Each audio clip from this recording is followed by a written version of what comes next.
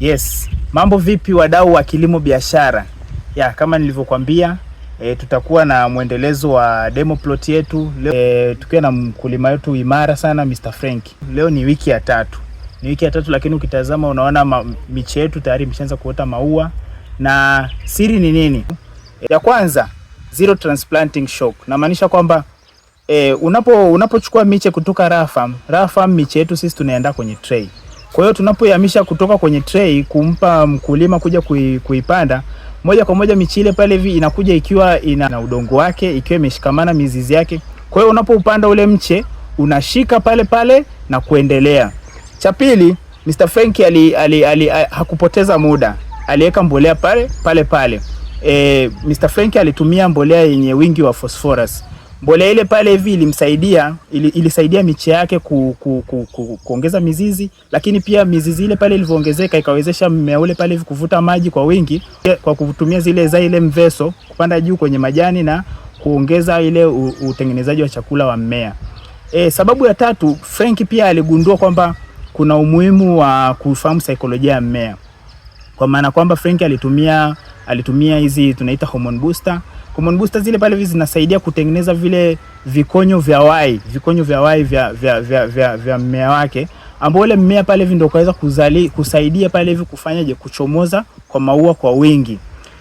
Tuko na Frank hapa, nisiongee sana. Frank, hebu tuambie yani nini kingine ambacho labda sijakielezea pale hivi, lakini hebu waambie watu ambao wanaokusikiliza mafanikio kama haya hapa hivi yanafikiwaje? Kitu kingine cha kuongezea ni viuatilifu ambavyo tunatumia kama vile zile dawa za kuvu pamoja na hizi dawa za kuua wadudu kama funza. Ndiyo. Pamoja na inzi weupe na utitiri kuondoa disturbance kwenye ukuaji wa mmea.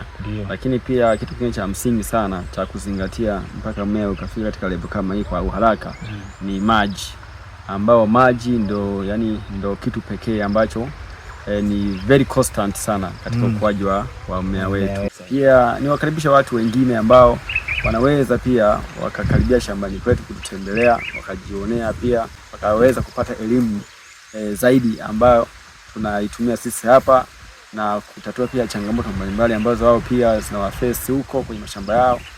Pia tukaweza kuzizungumzia na wao pia tunawakaribisha sana katika shamba letu hili hapa. Okay, Mr. Frank sio mchoyo. Mr. Frank anatoa nafasi kwa ajili ya wadau wale wapenzi ambao wanaopenda kilimo, wadau mbalimbali wanaopenda kilimo, labda kijana wewe unaipenda kilimo. Onana na namba ziko hapo chini, mpigie Mr. Frank, ongea naye, akuelekeze hapa akuelekeze shambani kwake. Shambani kwake ni Geita, panaitwa Njia Panda ya Mgusu au wapi? Kijiji kinaitwa Samina. Njoo Samina hapa hivi, jifunze jinsi ya kuhudumia miche yako, jifunze jinsi ya kufanya kilimo biashara cha uhakika, uweze kuvuna na uwe na mavuno yale ya kicheko. Raha Farm tunasema ni unalima kwa raha kweli kweli. Chao.